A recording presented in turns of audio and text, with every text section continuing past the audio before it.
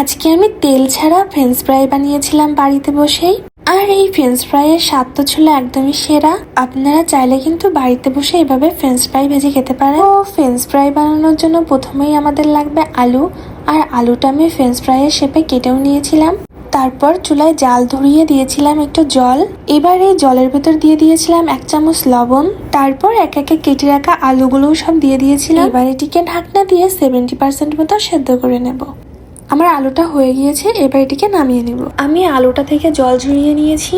তারপর আলুর সাথে মিশিয়ে নিয়েছি 1 চামচ লবণ, 1 চামচ শুকনো ঝালের গুঁড়া আর 1 চামচ কর্নফ্লাওয়ার। এবার এটাকে ভালো করে আলুর সাথে মিশিয়ে নিয়েছি।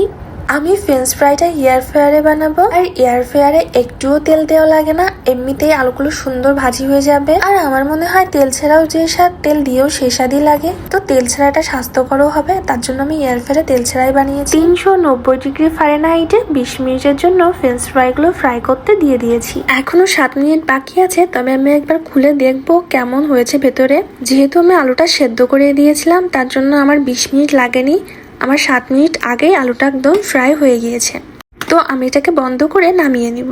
এই তো তৈরি হয়ে গিয়েছে আমার ফ্রেঞ্চ ফ্রাই। আপনাদের কাছে যদি এয়ার ফ্রাই না থাকে, তাহলে আপনার চুলায় তেল দিয়ে একটু ভেজে নিতে পারেন। আশা করি এইভাবে ফ্রেঞ্চ ফ্রাই বানিয়ে খেলে ভালো লাগবে খেতে। এটা খুবই সিম্পল এবং খুব তাড়াতাড়িও হয়ে যায়, আর খেতেও দুর্দান্ত ভালো লাগে। তো আজকের ভিডিওটা এখানে শেষ করছি। ভালো লাগলে একটা লাইক করে দিবেন। সবাই ভালো থাকবেন, আবার দেখা হবে। আজকে বাই।